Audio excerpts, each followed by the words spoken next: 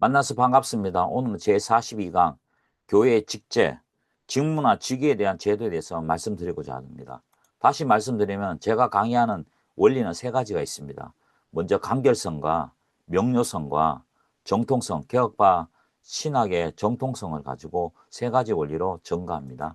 오늘은 교회 직제, 첫 번째 교회 직제의 필요성, 두 번째는 직분의 성격과 의미, 세 번째는 직분의 네 종류에 대해서 말씀드리고자 합니다. 오늘 이 교회 직제는 바로 칼빈의 기독교 강요를 근거로 두고 있습니다. 칼빈은 1541년과 1561년에 제네바 교회에서 위해서 작성한 교회 규정에서 로마서 12장 7절과 8절, 에베소서 4장 11절에 근거해서 네 가지 형태의 직분, 교회는 네 가지 형태의 직분이 있다고 하는데 곧 목사와 교사와 장로와 집사에 대해서 말하고 있습니다. 그 내용이 기독교 강요 제4권 3장 4절에서 9절에 실려 있습니다. 그것은 마르틴 부처에서 영감을 받은 것으로서 개혁교회에서 교회 직무의 기본 골격으로 다루고 있습니다.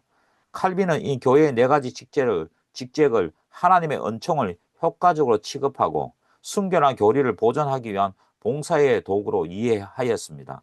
그것은 설교하고 가르치고 가난한 사람들을 돌보는 일뿐만 아니라 무엇보다도 그리스도인으로서의 훈련을 담당합니다. 첫 번째는 교회의 직제의 필요성입니다. 하나님께서는 교회를 세우시고 교회의 질서를 세우고 교회의 목적을 달성하기 위해서는 직제를 만드시고 그 직무를 담당하게 하셨습니다. 왜냐하면 교회에서는 하나님만이 통치하시고 지배하시고 권위와 탁월성을 가져야 하며 이 하나님의 통치와 행정은 하나님의 말씀에 의해서만 집행되고 관리되어야 하기 때문입니다.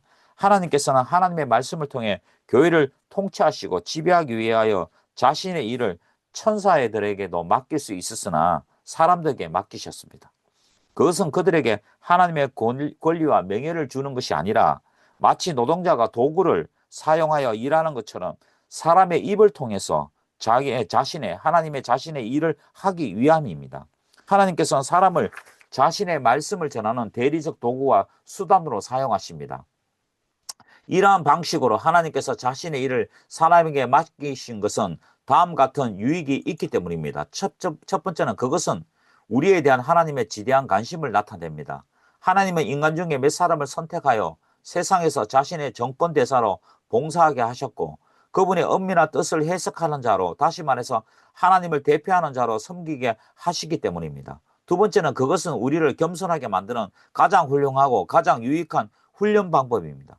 하나님의 말씀을 우리와 동등하게, 때로는 우리보다 못한 사람을 통해서 설교하게 하여 그들의 설교를 듣고 우리가 하나님의 뜻에 복종하도록 훈련시켜 주기 때문입니다. 세 번째는 그것은 신자들 상호 간의 사랑을 이룩하기 위한 인간적 도구입니다. 네 번째는 그것은 하나님의 교회에 은사를 분배하는 도구이기 때문에 우리에게 맡기신 유익점이 있습니다. 따라서 성도들은 직분자들이 주님이 임재하는 같이 존중해야 합니다. 그러므로 이러한 교회 제도를 파괴하거나 과소평가하는 사람은 교회를 해체하거나 전복시키는 사람들입니다. 왜냐하면 사도적이고 목회적인 직무가 현세의 생명을 유지하고 보존하기 위해서 태양의 빛과 열과 음식이 필요한 것처럼 지상에 있는 교회를 유지하기 위해서는 반드시 필요하기 때문입니다. 다시 말해서 교회는 직분자들의 봉사를 통해 존속하기 때문에 반드시 교회 직제가 필요하다는 것입니다. 두 번째는 직분의 성격과 의미입니다. 직분의 성격과 의미는 두 가지가 있는데요. 첫 번째는 항종직, 통상직이라고 그러고요. 두 번째는 특정직, 비상직이라고 합니다. 하나님께서는 직분을 통해서 자신이 세우신 교회를 다스리십니다. 즉 직분은 하나님께서 교회를 통치하시는 도구입니다. 우리는 이제 교회를 통치하시는 데 있어서 어떤 사역들이 임시적이고 어떤 사역은 영구적으로 제정되었는지를 생각해야 됩니다. 첫 번째, 항저직, 통상직은 목사, 교사, 장로, 집사가 영원토록 교회가 존속하는 이유입니다. 항존직은 문자 그대로 교회가 존재하는 한 항상 존재해야 하는 직분을 의미합니다. 이러한 다스리는 직분은 한 시대에만 국한된 것이 아니라 모든 시대에 필요한 영구적인 것입니다. 두 번째는 특정직, 비상직, 사도들, 선지자, 복음 전환자들입니다. 특정직, 비상직은 항종직, 이 통상직의 그 반대말로 특정한 시기에만 존재하는 특정직입니다. 이 비상직, 특정직이란 말은 처음 교회를 세울 때에만 한정적으로 있었던 직분으로서 이후에 교회가 정상적으로 세워지고 난 후에는 사라지게 된 직분을 말하는 것입니다. 따라서 지금은 사도와 선지자와 복음 전환자는 교회에 남아있지 않다고 해야 할 것입니다. 그런데 칼빈은 지금의 교사들을 고대의 선지자와 그리고 목사를 사도와 전도자로 해당된다고 보고 있습니다.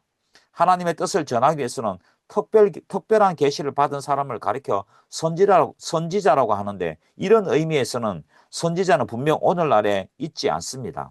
왜? 특별 계시가 완성됐기 때문이죠. 그런데 교사의 직분은 성경을 해석하는 일인데, 칼빈은 그 성격상 선지자의 직분과 비슷하며 그 목적이 똑같은 것으로 이해하고 있습니다.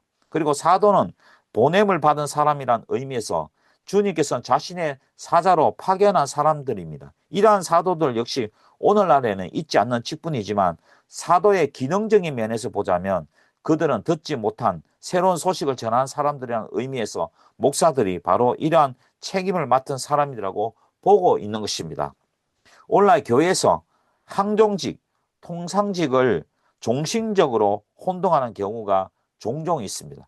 예를 들어 한번 목사가 되면 죽을 때까지 목사라는 것입니다. 그것은 항종직이라는 것은 교회가 존속한다면 목사와 교사와 장로와 집사는 영원토록 있어야 될 직이라는 것입니다. 이 항종직을 종신직과 혼동하는 것입니다. 항종직과 특정직의 구분은 직분 자체의 존재 여부에 관한 구분이고요. 종신직과 임기직은 그 직분을 감당하게 된 사람의 임기에 관한 구분입니다. 세 번째가 제일 중요한데요. 직분의 네 종류가 있습니다. 목사, 그리고 교사, 장로, 집사 네 종류가 교회에 있어야 할 직분입니다. 목사는 첫 번째, 사도의 사역을 그대로 계승하는 자들입니다. 사도들은 주님으로부터 보냄을 받아 복음을 전파하며 성례를 집행하는 자들입니다. 이와 같이 목사들도 동일한 사명을 받고 있는데, 복음을 전하며 성례를 집례하는 두 가지의 특별한 기능이 있습니다. 둘째, 목사는 소속된 교회를 다스리며 돌보기 위해, 그리고 교회들 간의 평화와 질서를 유지하기 위해 소속된 교회 안에 매이는 자입니다. 칼빈은 이러한 견해를 바울과 바나바가 루스드라와 이고니온과 안디옥에 세운 교회에 각각 장로들을 임명하는 것과 디도에게 명하여 각 도시에 장로들을 임명하게 했다는 것을 근거로 들 수 있습니다. 셋째, 목사는 말씀을 전하는 직분으로서의 장로입니다.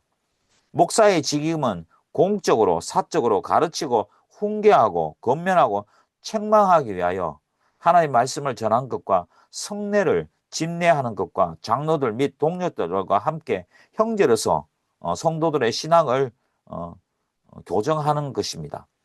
그래서 목사의 두 가지 조건은 건전한 교리와 거룩한 삶을 구미했는가 하는 것입니다. 둘째로 있어야 할 직분은 교사입니다. 교사는 성례를 집례하지는 않지만 성경을 바르게 해석하고 교리를 바르게 가르치는 일을 하는 것입니다. 둘째는 그것을 널리 전파하는 일입니다. 교회의 직임에는 목사 다음에 교사가 있습니다.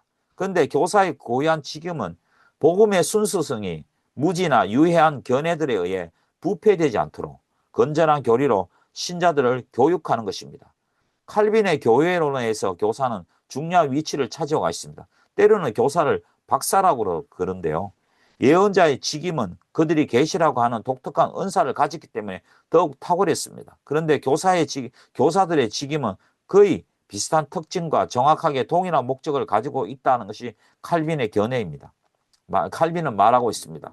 칼빈이 말하는 교사는 단순한 교사라의 의미라기보다는 오히려 예언자 혹은 신학자라고 의미한다고 할 수 있습니다. 이 교사의 직분은 성경을 바르게 해석하고 건전한 교리를 가르치는 일뿐만 아니라 교회에서 어떤 특별한 신학적인 문제가 있을 때 성경적인 건전한 교리와 신학적으로 규명해주는 역할도 하는 것입니다.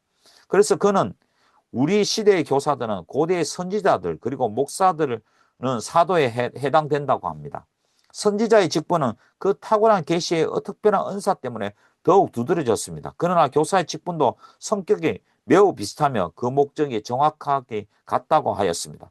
교사는 이렇게 목사의 직분과 비슷한 측면을 가지고 있습니다. 그래서 칼빈은 목사직과 교사직을 하나로 묶고 교회의 네 직분 대신 세 직분을 말하기도 하였습니다.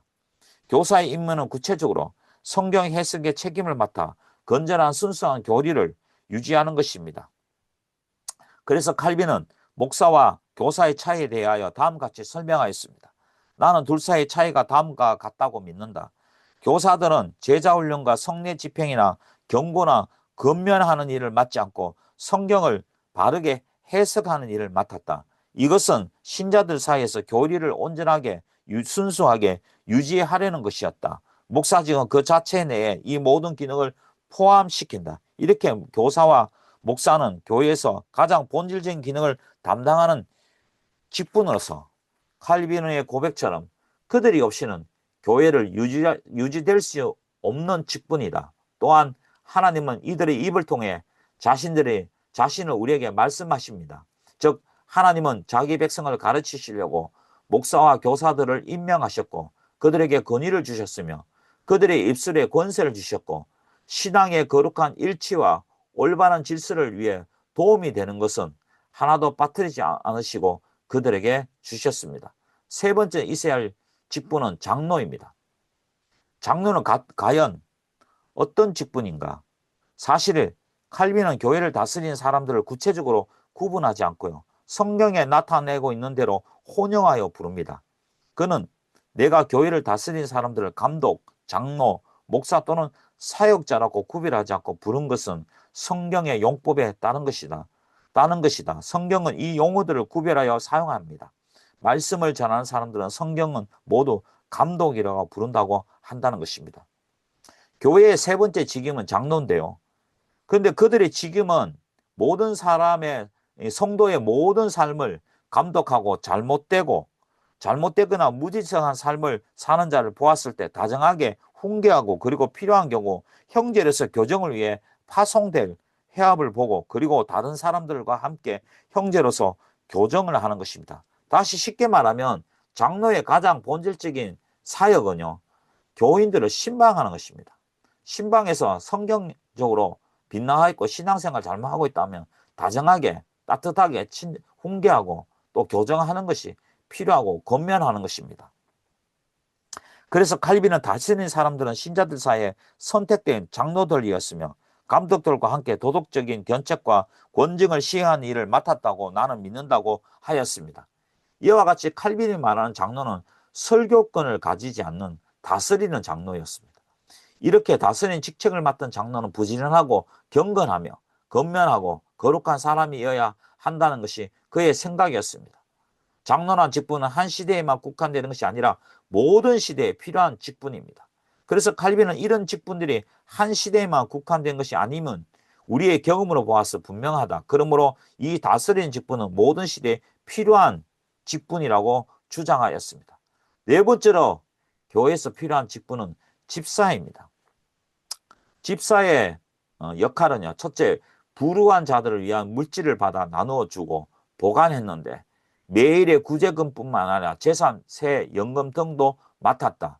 두 번째는 병자들을 보살피고 간호하며 불우한 자를 위해 구제품을 관리하였다. 그렇게 집사의 직분은요. 크게 두 가지로 나오는데 이 구제금을 행정하는, 관리하는 집사가 있고요. 실제로 병자들에게 찾아가서 보살피고 간호하고 불우한 자들을 위해서 구제품을 나누어주는 집사가 있다는 것입니다. 칼빈에 의해 집사는 교회를 위하여 구제 사업을 관리하며 직접 빈민들을 돌아보는 직임을 맡은 사람들입니다. 성경에서 집사라고 명명되는 사람들은 구제 물자를 분배하며 가난한 자를 돌보고 빈민 구제금을 관리하는 일을 교회로부터 맡은 사람들이 바로 집사입니다. 그래서 칼빈은 로마서 12장 8절의 말씀을 근거로 초대교회 집사직에는 두 가지 다른 종류가 있다고 주장합니다. 로마서에는 구제한 자는 성실함으로 긍휼히 베푸는 자는 즐거움으로 할 것이라고 두 가지 종류가 언급되고 있습니다. 여기서 바울이 틀림없이 교회 내 공적 직분에 대해 말하고 있는 것입니다.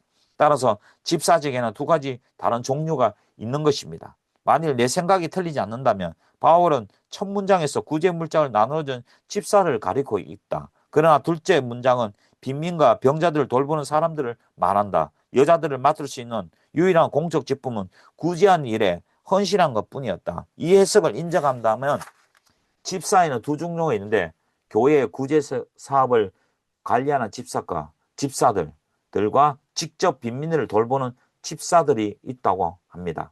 결론적으로요.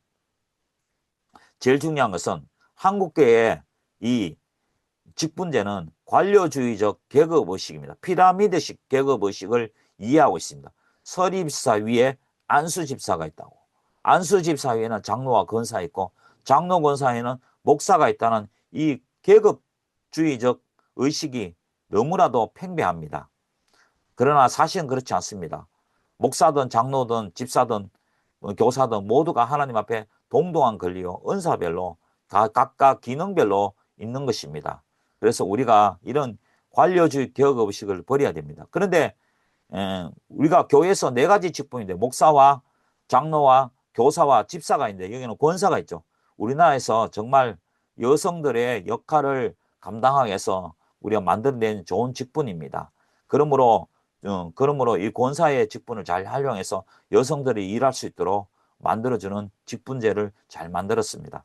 근데 두 번째는 중요한 것은 우리가 서리집사가 되고 나서 안수집사가 되고 안수집사가 되고 나서 장로 권사가 되고 이렇게 되는 건데 그런 계단식 피라미드식 계급주의가 아니가요. 집사는 구제 사업을 하는 사람을 말합니다. 장로들은 다스리는 기능을 하는 것입니다. 그러므로 자기가 구제 사업을 빈민들을 돌보고 가난한 사람을 돌보고 분배한 구제품을 나눠주는 그런 은사가 있다면 안수집사가 되는 것입니다. 집사가 되는 것이고요. 서리집사는 없어져야 됩니다. 서리집사는 성경적으로 맞지가 않습니다. 모든 직분제는 안수를 받은 겁니다. 그러므로 안수가 없는 서리집사는 성경적이지 않습니다. 그래서 집사가 되는 사람은 구제 사역에 은사가 있는 사람이 되고요. 장로는요. 다스리는 은사가 있는 사람이 장로가 되어야 됩니다. 권사는 물론 구제 사업에 은사가 있는 사람이 권사가 되어야 되는 것입니다. 목사는 강도권이 있고 치리권이 있는 것입니다. 그래서 결론적으로 말씀드리면은 목사는 설교하는 일을, 교사는 가르치는 일을, 장로는 다스리는 일을, 집사는 섬기는 일을 해야 합니다. 칼빈이 강조하고자 하는 것은 직분과 직분 간의 관계성의 문제입니다. 로마 카톨릭의 계급적 직분에 대해 그것은 포악한 존재주의라고 신랄하게 비판하면서 그리스도만이 위에 계신 분이시요 모든 목사와 교사와 장로와 집사는 오직 그리스도에게 예속되어 있는 직분으로서 이들 직분들은 서로 동료요 친구 관계이지 등급이 매겨지거나 차등이 있는 것이 아니라고 분명히 성경적으로 주장하였습니다. 칼빈의 직분과는 그 어디에도 계급적 특성이 없으며 다만 그리스도의 몸된 교회를 세우기 위해서 필요한 직능적 특성이 있다고 할 것입니다. 목사와 장로가 교인들을 다스리는 목적들은 그들을 위해 군림하는 것이 아니라 그들로 하여금 그리스도의 제자로서 세움을 받도록 도움을 주기 위함이라는 것을 명심해야 합니다. 그럼에도 불구하고 교회 안에서 세상적인 가치관과 사고방식이 그대로 만연한다면 그것은 결코 예수 그리스도가 주인이 되시는 참된 교회는 아닐 것입니다. 오늘은 여기까지 하고요. 다음 43강에서 찾아뵙도록 하겠습니다. 감사합니다.